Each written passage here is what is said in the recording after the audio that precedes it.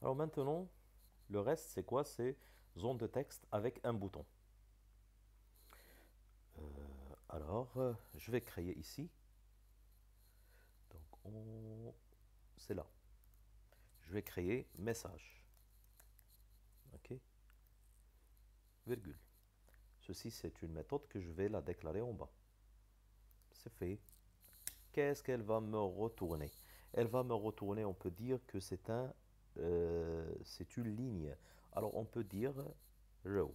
Elle va me retourner un row. Alors, je l'ai nommé message. Entre parenthèses, j'ouvre, je ferme, je suis là. Alors, ceci, elle va retourner, comme on l'a dit, row. C'est fait. OK, là, c'est point virgule.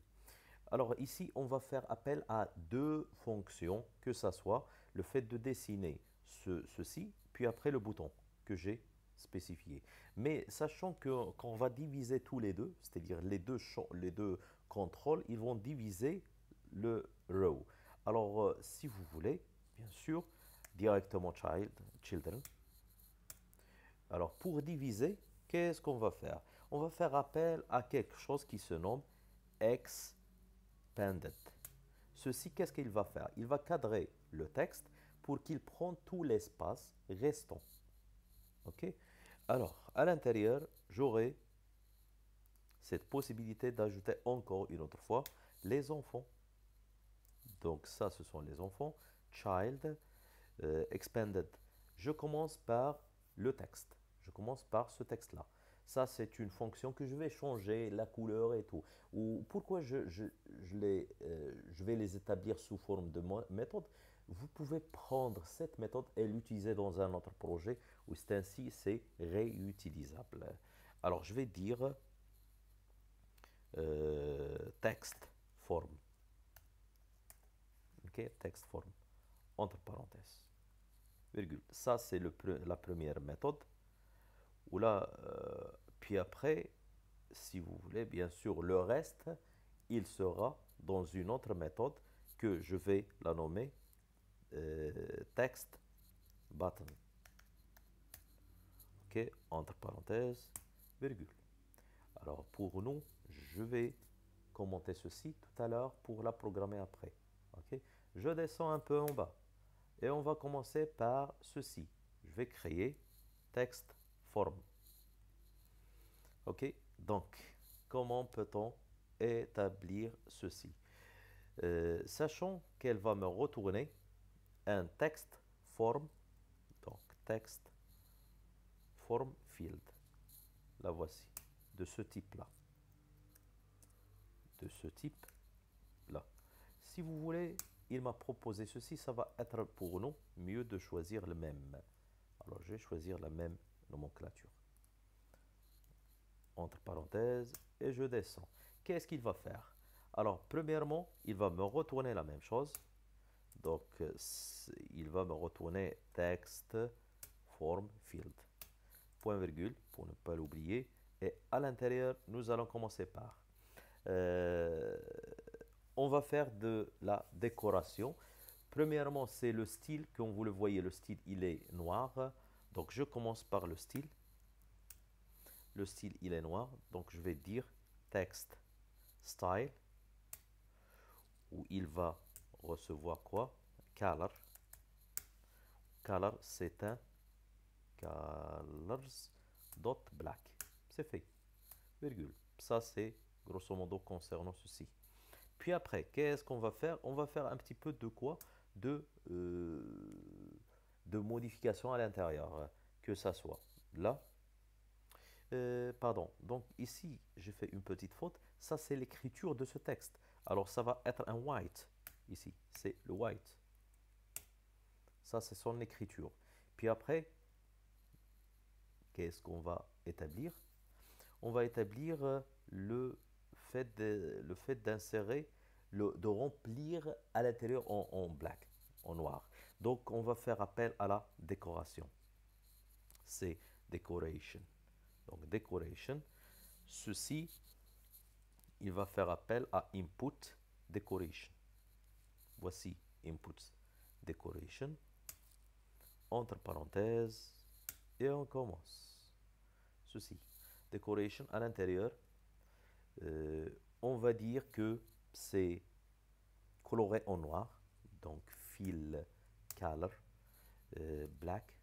Donc le voici, virgule. C'est fait. Qu'est-ce qu'on veut faire aussi, encore une autre fois? On veut avoir un petit texte qui est déjà mentionné, new message. Ok? Donc c'est un, on va le faire par le biais de quoi? Hint. Donc c'est texte, c'est celui-là. Donc on veut dire la même chose, new message,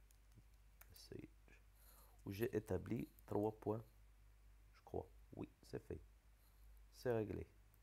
Quoi d'autre? Virgule. Et je veux le colorer en gris. En gris. Donc, on peut encore une autre fois choisir ceci, sans style. Alors, le style, il sera colors. Donc, colors. Dot. Ça va être un white. Je vais choisir ceci pour voir.